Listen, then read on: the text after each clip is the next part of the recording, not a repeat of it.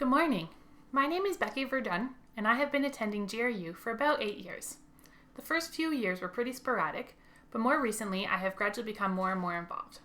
I have played piano for services in coffee houses, sung in the choir, helped with DRE, and recently I became the chair of the Social Action Committee. Today I'm going to tell you a little bit about my piano journey, starting with my older sister teaching me the basics when I was barely old enough to read, through a music degree at Laurier. I have been inspired by a series of caring and nurturing adults who took an interest and invested their time in developing my skills and confidence. Today I want to tell you about a few of them to honor their role in my life. My grandma played organ at Dundalk United Church every Sunday for 58 years, plus countless weddings, funerals, and piano lessons.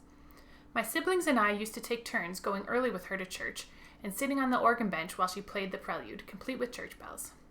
She lived across the street from the church, and after candlelight Christmas Eve services, we would walk home with our candles lit and sit in the living room around the piano and sing Christmas carols by candlelight. This was my introduction to music as a magical and glorious experience, and I couldn't get enough.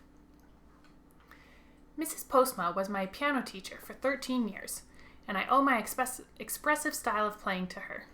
She was the most kind, encouraging, and supportive teacher, and was so committed to providing a rich learning experience for her students.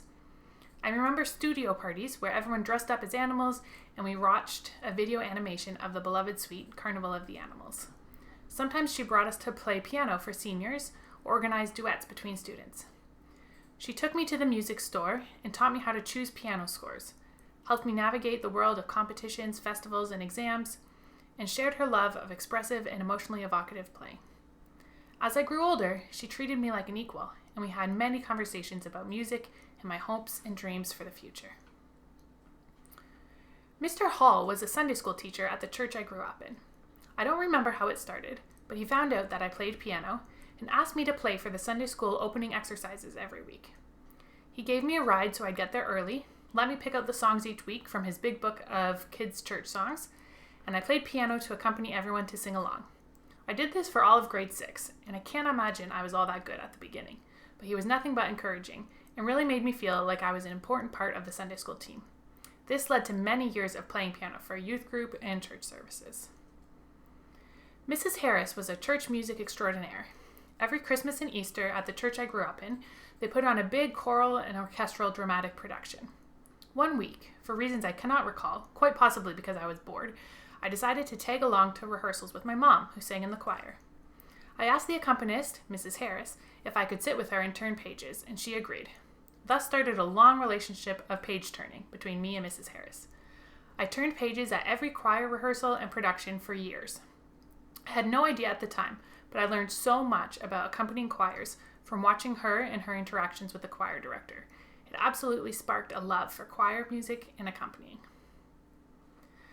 Leslie Diath was my piano teacher at Laurier when I studied music. My inclination has always been for sight reading and learning music, rather than practicing, perfecting, and memorizing.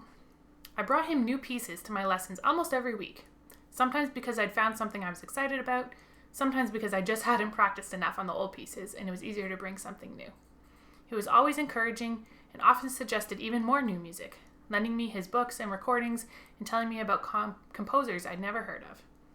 With his support, I accompanied voice students in the women's choir, played in ensembles for student compositions, and developed a deep love for lesser-known music, Canadian music, and collaborative piano of all kinds. One year, Les was on sabbatical, so I studied with Heather Taves. I learned many things from her, including the importance of caring for my body and not injuring it while playing piano. She said something that has stuck with me ever since. "Becky, you have great grades, and I can tell you're smart. Are you thinking of doing a master's degree?" Because I'd been homeschooled throughout elementary and high school, I was really insecure about my academic abilities when I got to university. When an accomplished musician and academic validated my abilities, it was the first time I thought that maybe I fit in academia and could consider postgrad studies. Throughout all these years, my parents were my biggest supporters. They paid for years and years of piano lessons, music books, competitions, festivals, exams, and more. My mom drove me to every event and took me out for a Wendy's Frosty after every performance, whether I won a trophy or came in last place. My dad often recorded my recitals and always made time to hear me play. One of the reasons I decided to homeschool in high school was so that I would have time for practicing, and my parents always ensured that I had time and space to do so. I could probably go on for hours about all the church musicians, professors, choir directors, classmates, and colleagues who have inspired me, but I think you've gotten the gist of it. I wouldn't be the pianist or the person I am today without the dedication of these caring and nurturing people. In my social work studies, I learned about some of the research that supports this.